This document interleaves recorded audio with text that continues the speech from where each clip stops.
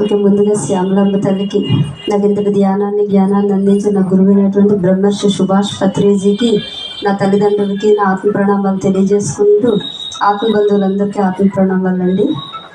ఈరోజు చాలా మంచి టాపిక్, గురువు పట్ల భక్తి, శ్రద్ధ, శరణాగతి ఉంటే ఆ శిష్యుడు ఎంత ఉన్నతి పొందుతాడో దాని గురించి చెప్పుకుందాం. ఆ శిష్యుడి పేరు ఉద్దంకుడు. శిష్యుడి పేరు ఉద్దంకుడు. ఉద్దంకుడు అనే శిష్యుడు గురించి మనం చెప్పుకుందాం. ఆయన ఎంత శ్రేష్టమైన లక్షణాలు ఉన్నవాడంటే ఆ శిష్యుడు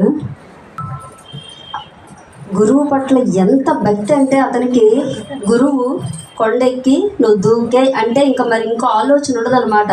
నా గురువు చెప్పాడు కాబట్టి నేను కొండెక్కి దూకేస్తా, చచ్చిపోతానా బతుకుతాను నాకేమైనా అవన్నీ అనవసరం. అతనికి గురువు చెప్పాడు, నేను చేసేయాలి. అంత గురు భక్తి ఉన్నవాడు ఉద్దంకుడు. సో ఈ ఉద్దంకుడు గురువు ఎవరంటే పైలుడు అనే మహర్షి దగ్గర ఈయన వచ్చి విద్యలన్నీ అభ్యసించడానికి వచ్చాడు. కానీ గురువు గారికి సేవ చేస్తున్నారు. ఈయనతో ఉన్న వాళ్ళందరూ అన్ని విద్యలు నేర్చుకొని వెళ్ళిపోతున్నారు. ఈయన మాత్రం గురువు సేవ చేస్తూ ఉండేవాడు. ఇతనికి ఏ విద్య అబ్బలేదన్నమాట. గురువు గారు అది గ్రహించారు. ఏ విద్య అబ్బలేదు, ఈయన కూడా ఏ విద్య మీద దృష్టి పెట్టలేదు. నాకు ఎలాగో రావట్లేదు కదా అని దాని మీద దృష్టి పెట్టలేదు. కానీ గురువు గారికి సేవ చేస్తున్నాడు. గురువు గారికి గురు పత్నికి ఇద్దరికి సేవ సేవ సేవ. తన జీవితం అలా గడిచిపోతుంది. ఎంతవరకు చేశాడంటే ఆయన పళ్ళు ఊడిపోయాట. ఒకరోజు పళ్ళు ఊడిపోతే అప్పుడు వెళ్ళి అద్దం చూసుకున్నాడట. చూసేసరికి బుర్ర అంతా నెరిసిపోయి ముసలితనం వచ్చి చూసి అంతవరకు తన గురించి కూడా తను ఆలోచించలే. అప్పుడు చూసుకున్నాడట, అయ్యో నాకు వృద్ధాప్యం వచ్చేసిందే, ఇంకా మరణకాలం కూడా సంభవించేస్తుంది, నేను అవిద్యతోనే మరణిస్తానా, నాకు విద్య ఒక్కటి కూడా అబ్బలేదు, విద్య లేకుండా నేను మరణించేస్తానా అని అప్పుడు ఆలోచన వచ్చి అప్పుడు గురువుగారి దగ్గరికి వెళ్ళాడు. గురువుగారు, నాకు వృద్ధాప్యం వచ్చేసింది, ఆ వృద్ధాప్యం కూడా నేను గమనించలేదు, ఇక నాకు మరణకాలం వచ్చేస్తుంది కాబట్టి నేను అవిద్యతోనే మరణించాలా గురువుగారు అని దుఃఖించాడు. అప్పుడు గురువుగారు ఒక చిన్న చిరునవ్వు నవ్వి ఆయన చెయ్యి తీసి తల మీద పెట్టారు. శిష్యుడు తల మీద పెట్టగానే 16 ఏళ్ల యువకుడుగా మారిపోయాడు ఆ గురువు. ఆ శిష్యుడు 16 ఏళ్ల యువకుడుగా మారిపోయి ఎవరికైనా ఒక ధనుర్విద్య లేకపోతే కత్తి కరసం ఏదో ఒకటి లేదా 2 కానీ 64 కళలు కూడా వచ్చేసాయి శిష్యుడికి. 64 కళలు సంపాదించేశాడు.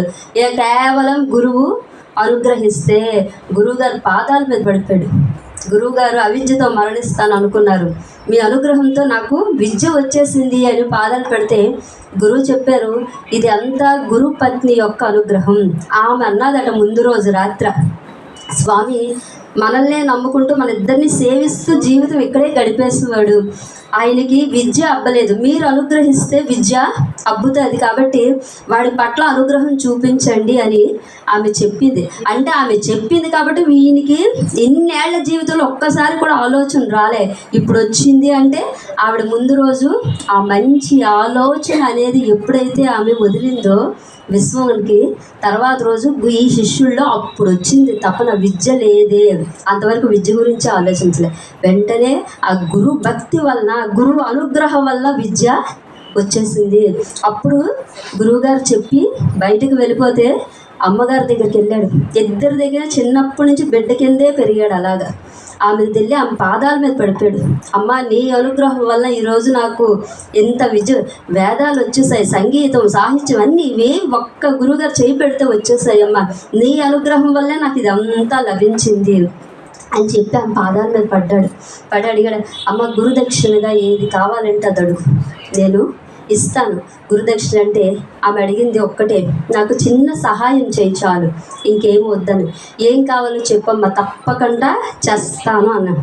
అంటే ఆమె, నేను ఒక వ్రతం చేస్తున్నాను, అశూన్య శయన, 24 సంవత్సరాలకి వ్రతం. ఆ వ్రతం ఏంటంటే, ఆ వ్రతం మహిత్యం వల్ల భార్యాభర్తలు ఇద్దరు ఒకేసారి మరణిస్తారు, వైధవ్యం రాదట. ఆ వ్రతం చేస్తుంది ఆవిడ, 24 సంవత్సరాలుగా చేస్తున్నా, ఇదే ఆఖరిది.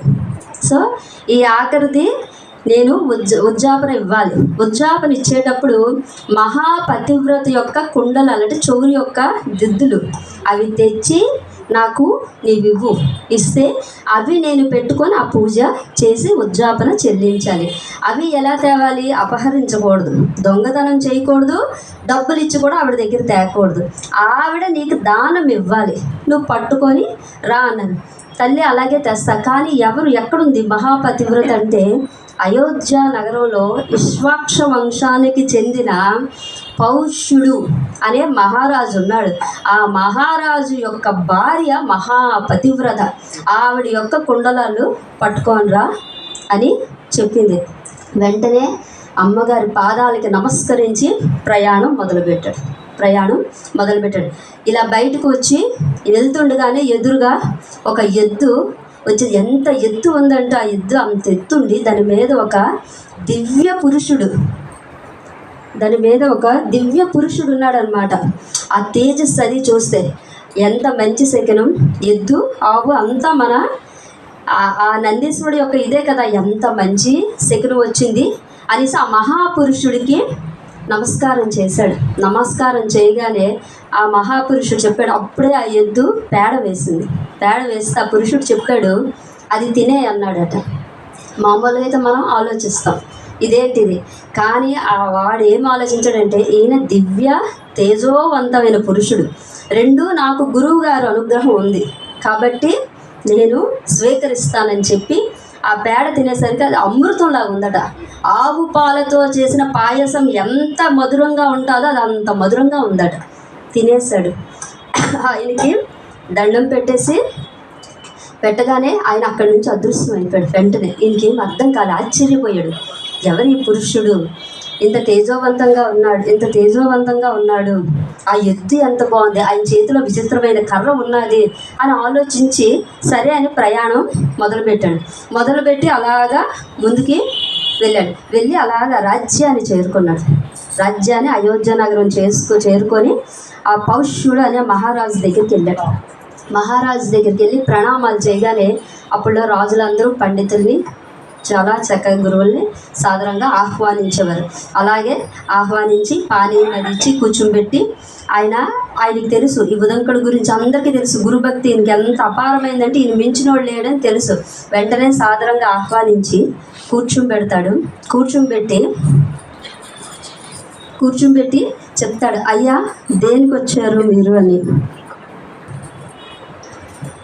సో కూర్చోబెట్టి మీరు ఆఖరి కారణం ఏంటి గురుదేవా అని అడిగితే అప్పుడు ఆయన ఇలాగా మా గురుపత్ని నన్ను పంపించింది, మీ భార్య యొక్క కుండలాలు నాకు కావాలి, వాటిని దానంగా ఇస్తే నేను తీసుకెళ్తే ఆమె వ్రతం పూర్తి చేసుకుంటారు అని చెప్పి అడిగితే వెంటనే ఆ రాజుగారు చెప్తారు, అలాగే గురుదేవ తప్పకుండా ఆమె ఇస్తుంది. అయితే మా నియమం ప్రకారం ఇప్పుడు మధ్యాహ్నం దగ్గర వస్తుంది కాబట్టి అంతఃపురంలోకి రాజుగారి ప్రవేశం లేదు, వెళ్ళకూడదు.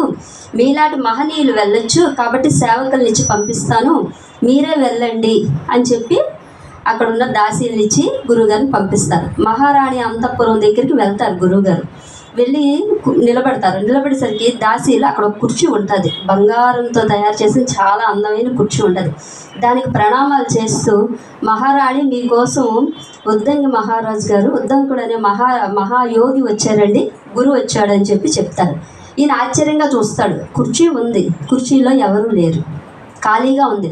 వీళ్ళు ఎవరికి చెప్తున్నారు, అసలు నాకైతే ఎవరు కనబడట్లేదే, వీళ్ళు ఎవరికి చెప్తున్నారని, అమ్మ మీరు ఎవరికి చెప్తున్నారు అని అంటే, మహారాణి గారికి చెప్తున్నామండి అంటే, ఎక్కడున్నారు మీ మహారాణి, నాకు కనిపించట్లేదంటే, అదేంటి గురువర్య, ఇగో కుర్చీలోనే ఉన్నారు, మేము చూస్తున్నాము, మాకు కనబడుతున్నారు, మీకు కనబడకపోవడం ఏంటి అంటే, నాకైతే మహారాణి కనబడట్లేదు అని చెప్పి ఈయన బ్రాహ్మణులు కొద్ది కోపం వస్తుంది వెంటనే. అంటే మీరు నాకు ఆ కుండలాలు ఇచ్చే ఉద్దేశం లేక అబద్ధాలు చెప్తున్నారు, మీకు కనిపించిన వ్యక్తి నాకు కనబడకపోవడం ఏంటి, నాకు కూడా ఇప్పుడు అన్ని శక్తులు ఉన్నాయి కదా, నాకు కనబడకపోవడం మీరు అబద్ధం చెప్తున్నారు. మళ్ళీ రాజుగారి దగ్గరికి వెళ్ళి ఆగ్రహించాడు. రాజా ఇవ్వడం ఇష్టం లేకపోతే అప్పుడే చెప్పేయాలి, అంతఃపురంకి పంపించి రాణి ఉందని అబద్ధం చెప్తారా మీరు అని అడిగితే, లేదు గురుగారు మీకు ఒక మాట చెప్తా, మిమ్మల్ని అనకూడదు, రాణి అందరికీ దర్శనం ఇవ్వదు, శుచిగా ఉన్న వాళ్ళకు మాత్రమే ఇస్తుంది. అంటే మీరు అశుచిగా ఉన్నారు, ఒక్కసారి మిమ్మల్ని మీరు చెక్ చేసుకోండి ఎక్కడ అశుచిగా శుభ్రం లేకుండా ఉన్నారు చూసుకోండి అంటే ఈయన ఆలోచించినప్పుడు అక్కడ ఆవు పేడ తిన్న తర్వాత ఆచనం చేసుకొని కాళ్ళు అది బ్రాహ్మణ ఆచారంలో ఉంది, వాళ్ళు ఆ శుచి పాటించాలి. ఆయన పాటించకుండా వచ్చేసాడు. అది వెంటనే ఆయన తేరుకొని వెళ్ళి అక్కడ ఉన్న కొలంలో వెంటనే కాళ్ళు చేతులు కడుక్కొని ఆచనం చేసుకొని వచ్చి అంతఃపురానికి వెళ్ళేసరికి ఆ రాణి కనబడ్డది. ఆ రాణి పేరు మదయంతి. ఆ రాణి కనబడ్డది. నిజంగా ఆవిడికి ప్రణామాలు చేశాడు. అమ్మ ఎంత మహాపతివ్రత, అన్యులకి ఎవరికి దర్శనం లేదు, మహాపతివ్రత, మీలాంటి పతివ్రతలు ఉండడం వల్లనే ఇప్పటికీ ఈ భూమండలం ఇంత చక్కగా ఉంది అని చెప్తే ఆమె కూడా గురువు కాబట్టి తిరిగి ప్రతి నమస్కారం చేసినప్పుడు చెప్పండి గురువర్య దేనికి వచ్చారు అని అంటే, ఇలా నా గురువు గారి పత్ని వ్రతం చేస్తుంది, మహాపతివ్రత యొక్క కుండలాలు అడిగింది కాబట్టి మీ పేరే చెప్పారు, మీ దగ్గరికి వచ్చానంటే తప్పకుండా వెంటనే తన చెవు కుండలాలు తీసి 2 ఇచ్చింది. ఇస్తూ ఒక్క మాట చెప్తున్నాను, చాలా జాగ్రత్తగా పట్టుకొని వెళ్ళండి, జాగ్రత్తగా తీసుకెళ్ళి మీ గురువుగారు భార్యకి ఇవ్వండి. ఎందుకు అంటే ఇవి ఎవరైతే ధరిస్తారో వాళ్ళకి అదృశ్య శక్తులు వస్తాయి. అదృశ్య శక్తులు వాళ్ళు ఎక్కడ ఉన్నా మాయమవ్వాలనుకుంటే మాయమవ్వచ్చు, అలాంటి శక్తులు వస్తాయి వీళ్ళకి. కాబట్టి దీనికోసం తక్షకుడు అనే సర్పం వస్తుంది అపహరించడానికి. తక్షకుడు నేను చెప్పాను గరుత్మంతుడి చరిత్రలోని కద్రువుకి పుడతారు ఆదిశేషుడు, వాసుకి తర్వాత తక్షకుడు పుడతాడు కద్రువుకి. అంటే ఆదిశేషుడు వాసుడు తక్షకుడికి అన్నలు. సో ఆయన వచ్చి దీన్ని అపహరించడానికి చూస్తున్నాడు కాబట్టి నీవు జాగ్రత్త అని చెప్తుంది. ఈయన అహంకారంతో నా గురువుగారి యొక్క అనుగ్రహం నాకున్నది, ఏ తక్షకుడు నన్ను ఏమీ చేయలేడు అని చెప్పి చక్కగా తీసి లోపల పెట్టుకొని ఆవిడకి నమస్కారాలు చేసి బయలుదేరి మరి రాజుగారికి కూడా చెప్పడానికి రాజుగారి దగ్గరికి వెళ్తాడు. వెళ్ళి రాజుగారికి, రాజా వచ్చిన పని అయ్యింది, నేను బయలుదేరుతానంటే మధ్యాహ్న సమయం అయ్యింది కాబట్టి ఇంటికి వచ్చిన అతిథి ఆహారం తీసుకొని వెళ్ళాలి కాబట్టి మీరు భోజనం చేసి వెళ్ళండి అని చెప్పారు రాజుగారు. సరే అని చెప్పి భోజనంకి కూర్చున్నప్పుడు చక్కగా ఆయనతో పాటు ఈయనకి ఒక బంగారు పీట వేశారు, దాంతోపాటు బంగారు పళ్ళెం పెట్టి ఆహారం వడ్డించారు. ఆ ఆహారంలో తల వెంట్రుక వచ్చింది. సో ఆ ఆహారంలో తల వెంట్రుక రాగానే ఈ బ్రాహ్మణుడికి కోపం వచ్చింది. ఒక బ్రాహ్మణుడిని ఆతిథ్యంగా పిలిచి కూర్చోబెట్టి నువ్వు ఇలాంటి ఆహారం పెడతావా అని రాజు మీద ఆగ్రహించి వెంటనే ఆ రాజుకి శాపం ఇచ్చాడు, నీవు అంధుడు అయిపోగాక అని శాపం ఇచ్చాడు. వెంటనే ఆ రాజుగారికి కూడా ఆగ్రహం వచ్చింది. రాజు కావాలని చేసింది కాదు, అనుకోకుండా అది ఎవరి తల వెంట్రుకో పడ్డది. నేను కావాలని చేసింది కాదు, మీరు క్షణిక ఆవేశంతో నాకు శాపం ఇచ్చారు కాబట్టి మీకు కూడా నేను శాపం ఇస్తున్నాను, మీకు సంతానం లేకుండా పోవుగాక,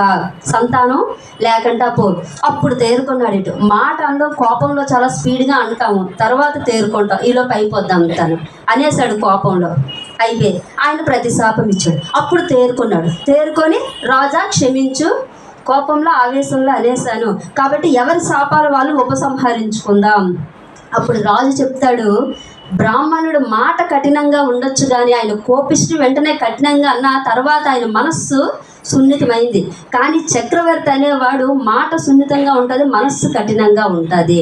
నేను ఆ ఇచ్చిన శాపాన్ని తీసుకునే శక్తి నాకు లేదు, నేను తీసుకోలేను, నీకుంది ఆ శక్తి కాబట్టి నువ్వే నీ శాపాన్ని ఉపసంహరించుకో.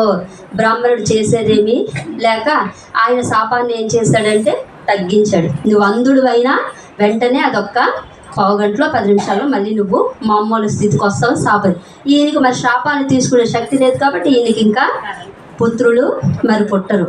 ఆ గురువుగారి యొక్క కుమార్తెని ఈ వరం ఇచ్చిన తర్వాత ఇస్తానని చెప్తారు వాళ్ళు. గురువు కుమార్తెతో వివాహం, సంతానం ఉండదు, బాధపడతాడు. క్షణిక ఆవేశం ఎక్కడికి దారి తీసింది నాకు అని చెప్పి బాధపడి సరే రాజుగారికి ప్రణామం చెప్పేసి అక్కడి నుంచి బయలుదేరి వస్తారు. సో వస్తే మర్చిపోతుంది. సో అక్కడ నుంచి ఆయన బయలుదేరుతాడు. బయలుదేరి వెళ్తున్నప్పుడు సంధ్యావందనం చేసుకునే సమయం, బ్రాహ్మణుడు నదీ స్నానం చేయాలనుకున్నప్పుడు ఆ వస్త్రాలు తీసి అక్కడ పెట్టి చిన్న తుండుగుడ్డ కట్టుకొని స్నానం చేస్తాడు. ఈ తక్షకుడు ఎలాగో చూస్తున్నాడు ఇవి అపహరించాలని. ఆయన ఏం చేస్తాడు, ఒక దిగంబరుడుగా ఇతను వెనక్కి ఫాలో అయ్యి వస్తూ ఉంటాడు. ఈయన చూడలే, ఈయన అది ఆవిడ చెప్పినా ఈయన దాని మీద దృష్టి పెట్టలేదు. నన్ను ఎవరు ఏడ్ చేస్తారని దర్జాగా వచ్చి అవి అక్కడ పెట్టేసి స్నానంకి వెళ్ళగానే తక్షకుడు వచ్చి అవి పట్టుకొని పారిపోతాడు. పరిగెట్టినప్పుడు ఇంకా పరిగెడతాడు ఆ తుండుగొడ్డతోనే ఆయన వెనక్కి. ఎలాగోలాగా పరిగెట్టి వెళ్ళి పట్టుకుంటాడు. పట్టుకున్న తక్షకుడు ఎవరు, 1000 తలలున్న సర్పం, మామూలుది కాదు. వెంటనే తన నిజస్వరూపానికి వచ్చేస్తాడు. అంత పెద్ద సర్పం 1000 తలలతో అయిపోయేసరికి ఇతను విడిచిపెట్టేస్తాడు. విడిచిపెట్టగానే వెంటనే సూక్ష్మ శరీరం ఇంత చిన్నగా మారి పుట్టలో దూరిపోయి పాతాళంలోకి వెళ్ళిపోతాడు. ఇంకా ఏం చెయ్యాలో అర్థం కాదు. కూర్చొని మళ్ళీ గురువు ప్రార్థన చేయడం మొదలు పెడతాడు. గురుదేవా, ఎలాగోలా నన్ను రక్షించండి, అమ్మగారికి నేను గురుదక్షిణగా ఇస్తానని మాట ఇచ్చాను, ఇప్పుడు ఇవి ఎలా చేయాలని అనగా ఒక దివ్య స్వరూపం ఉన్న ఒక వ్యక్తి పురుషుడు వస్తాడు అక్కడికి. పురుషుడు వచ్చి ఒక గుణపం ఇస్తాడు. ఆ గుణపం ఇచ్చి, ఈ పొట్టు ఉంది కదా, ఒక్కసారి దీన్ని ఇలా తవ్వగానే భూదేవి 2గా చీలిపోద్ది. ఆ లోపల నుంచి ప్రవేశించి పాతాళ లోకంకి వెళ్తాం. పాతాళ లోకంలో ఈ సర్పాలన్నీ ఉంటాయి. తక్షకుడు అక్కడే ఉంటాడు. అక్కడికి వెళ్ళు, భయపడకు, ధైర్యంగా లోపలికి ప్రవేశించు అని చెప్పి ఆ గుణపం ఇస్తాడు. వెంటనే ఆ గుణపంతో ఒక్కసారి ఆ పుట్ట మీద ఇలా తవ్వగానే భూమి 2 భాగాలుగా చీలిపోద్ది. లోపలికి ప్రవేశం ఉంటుంది. లోపలికి వెళ్తాడు. వెళ్తూ వెళ్తున్నప్పుడు ఒక చోట 2 స్త్రీలు ఉంటారు. 2 స్త్రీలు కూర్చొని వాళ్ళు ఒకరు నల్ల దారం తెల్ల దారంతో వాళ్ళు మగ్గం నేస్తూ ఉంటారు. మగ్గంతో ఒక చీరలా తయారు చేస్తారు, నల్ల దారం తెల్ల దారంతో. ఆ చేస్తూ ఉండేటప్పుడు ఒక చక్రం ఉంటుంది 12 ఆకులతోని. దాన్ని 6 పురుషులు తిప్పుతూ ఉంటారు. దాన్ని తిప్పుతూ ఆ చీరకి ఆ మగ్గానికి వాళ్ళు పంపిస్తూ ఉంటారు. ఇదంతా చూస్తాడు.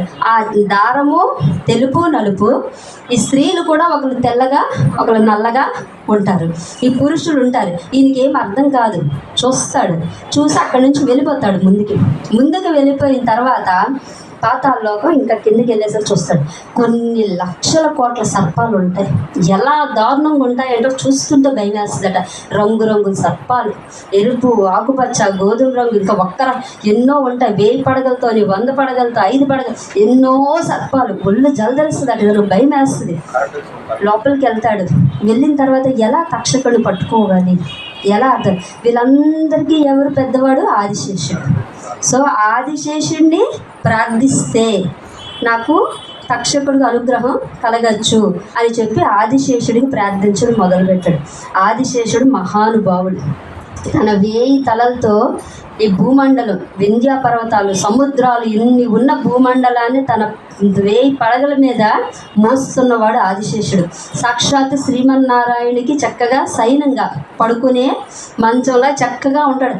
ఆయన అంత శక్తివంతమైన ఆదిశేషుడు. ఆయనకి స్తోత్రం చేస్తాడు. అయినా సరే దీనికి ఆయన కరుణించడు.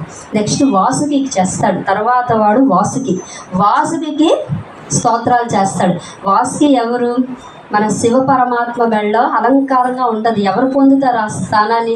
ఎంతో తపస్సు చేసి ఆ స్థానాన్ని పొందింది. నాగులందరినీ కూడా ఆ వాసుకి రక్షిస్తూ ఉంటారు. పూర్వంలో రాక్షసులందరూ ఈ పాతాళ లోకంలోకి వెళ్ళి ఈ నాగులన్నింటినీ చంపేస్తుండేవారు. వాసుకి తపస్సు చేసి శివ పరమాత్మ మెడలో అలంకారంగా మారి ఆ శక్తితోని తను ఈ నాగలోకాన్ని కాపాడుతూ ఉంటుంది. వాసుకి స్తోత్రం చేస్తాడు, కానీ వాసుకి దగ్గర నుంచి కూడా అనుగ్రహం లేదు. అప్పుడు తక్షకుడినే ప్రార్థన చేస్తాడు. ఈ తక్షకుడు ఏంటంటే ఎప్పుడు ఆ పాతాళ లోకంలో ఉండడు. ఈ భూమి మీదే తిరుగుతూ ఈ వింధ్యా పర్వతాల మీద, అంటే ఈయనకి తిరగడం ఎక్కువ అలవాటు మాట. ఇంద్రుడి యొక్క మిత్రుడు ఇతను, ప్రాణమిత్రుడు ఇంద్రుడికి.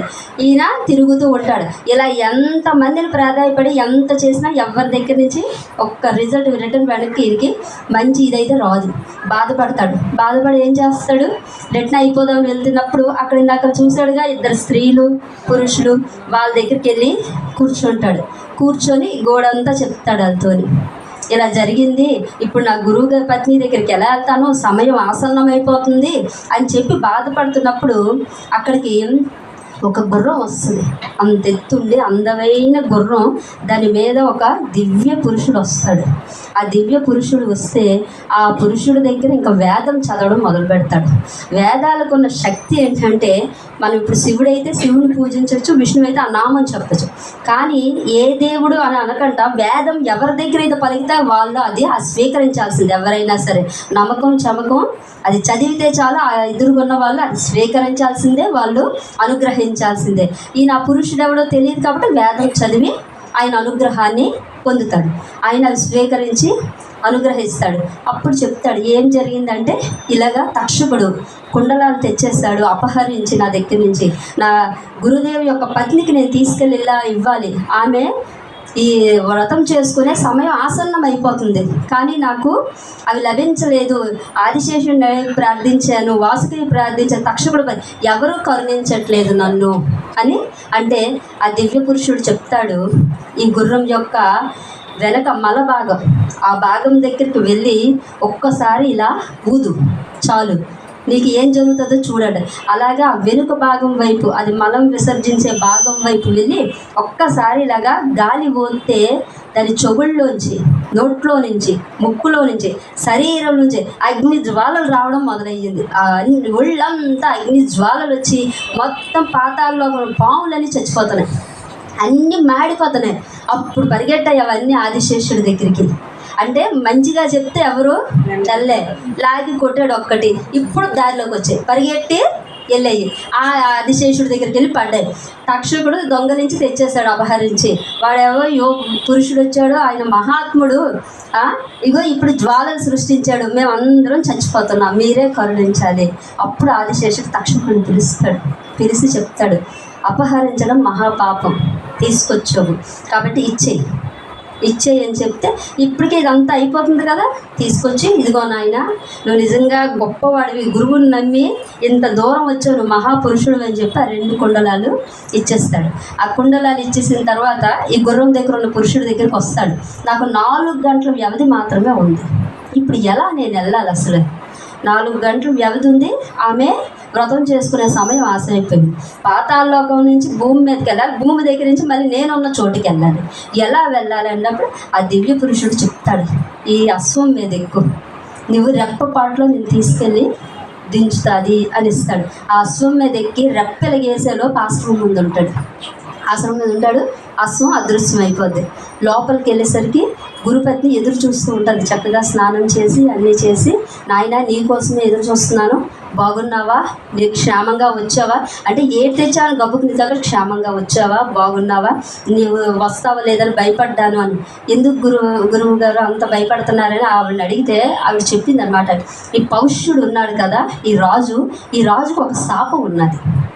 ఈయన వెళ్ళగానే గురువు వచ్చి ఈయన పిలిచినప్పుడు ఈయన పలకపోతే ఆమెను అడుగుతాడట, శిష్యుడు ఏమి ఈరోజు పలకట్లేదు, ఎక్కడికి వెళ్ళాడు, నువ్వు ఎక్కడికైనా పంపావా అంటే, ఇలా పౌష్యుడు అనే రాజు దగ్గరికి పంపించాను, ఆయన భార్య యొక్క కుండలాలు తెమ్మని అంటే, అక్కడికి ఎందుకు పంపించారు మీరు అని అడిగితే ఏమైందంటే, ఆయనకు ఒక శాపం ఉంది.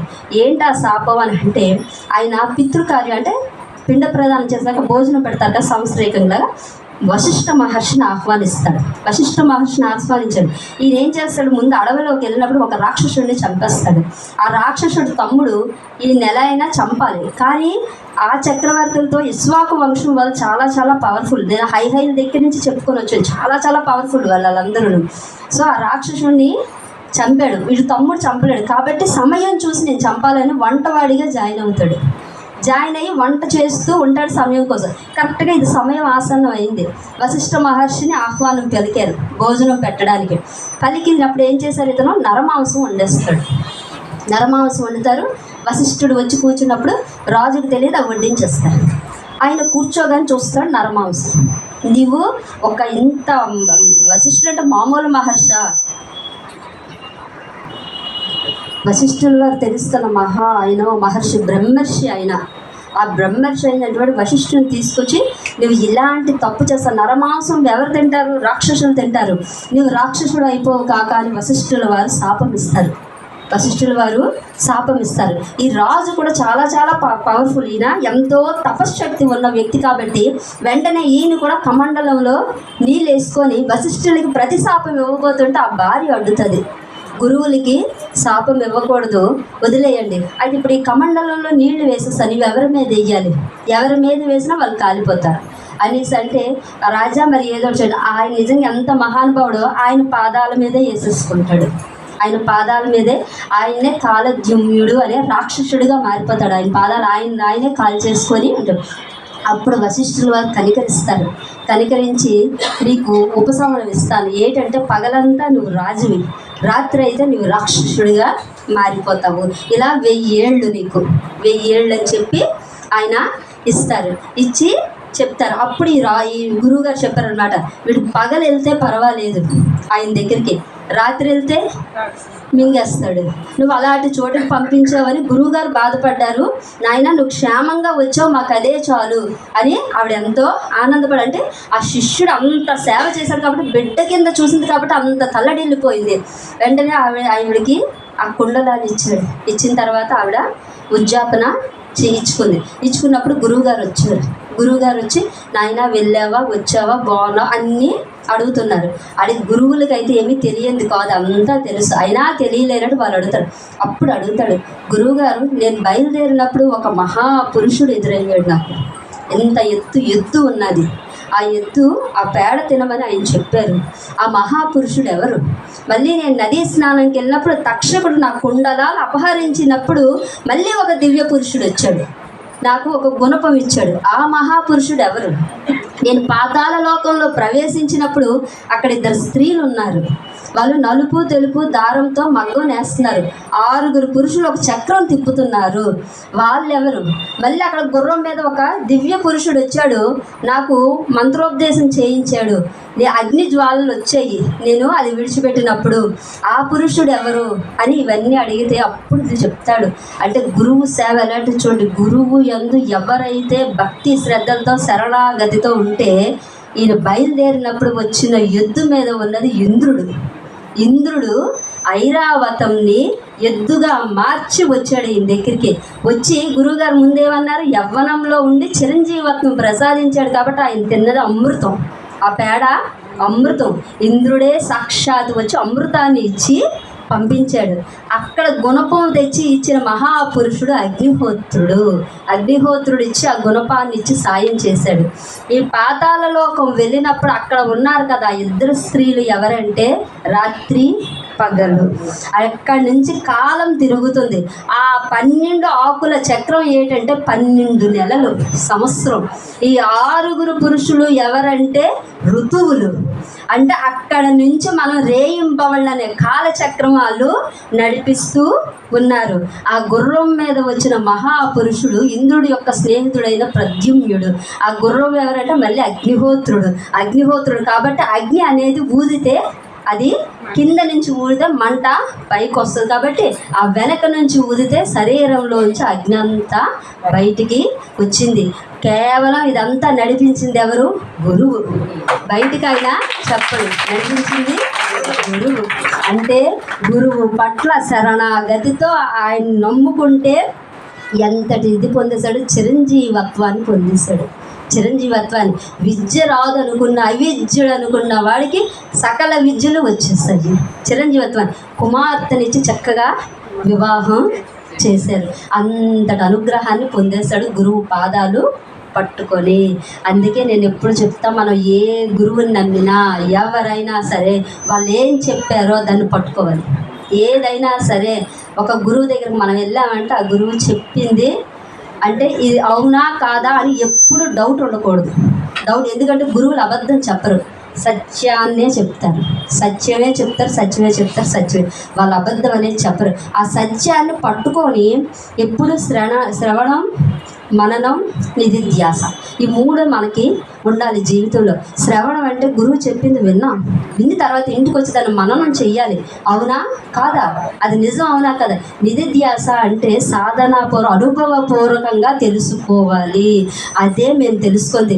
గురువు వచ్చి ధ్యానం చెయ్యు, నిన్ను నీవు తెలుసుకునే ఏకైక మార్గం ధ్యానం అని చెప్పినప్పుడు అది శ్రవణం విన్నాము, ఇంటికి వచ్చి మననం చేసాం కూర్చొని, అది నిజం అవునా కాదా?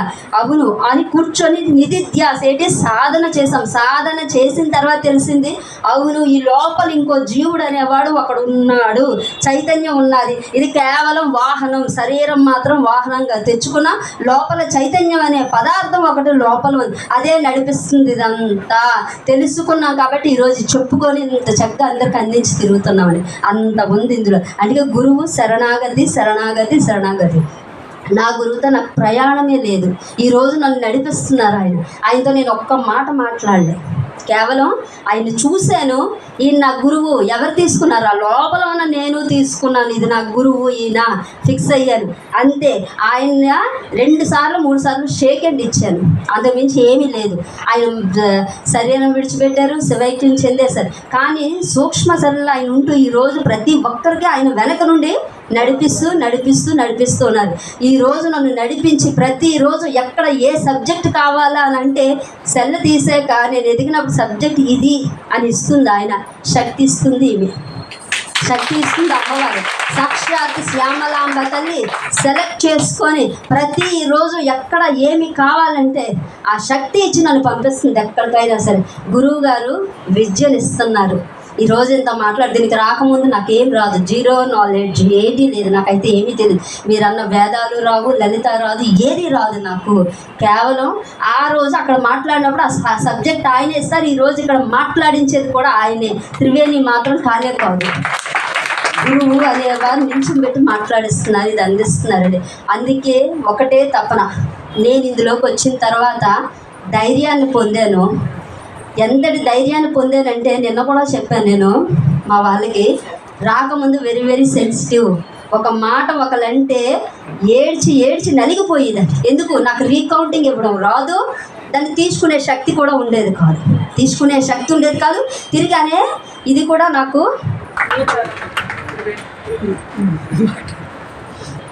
దీని తర్వాత లలితా శాస్త్రం చదివే వాళ్ళ దగ్గర అలౌన్స్ చేసి కదా వాళ్ళు ఇది ధ్యానం అయిపోయిన తర్వాత లలితా శాస్త్రం చదువుతారు. అదే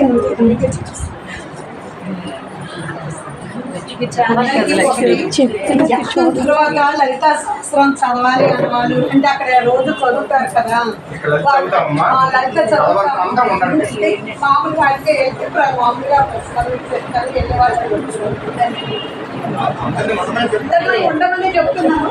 అంటే ఆ ధ్యాసలో రాదు కదా, ధ్యానం చేసి వెళ్ళిపోదాం అనుకుంటున్నాను కదా, ఎందుకు చెప్తున్నాను.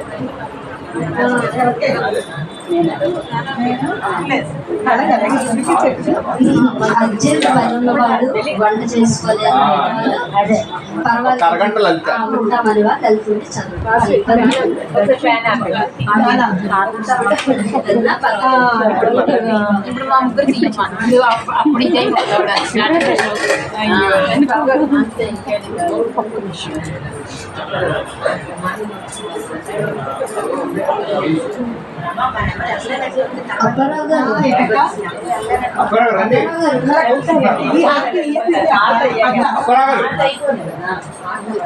అమ్మ ఆరుది పాట అందుకుంటే అందరూ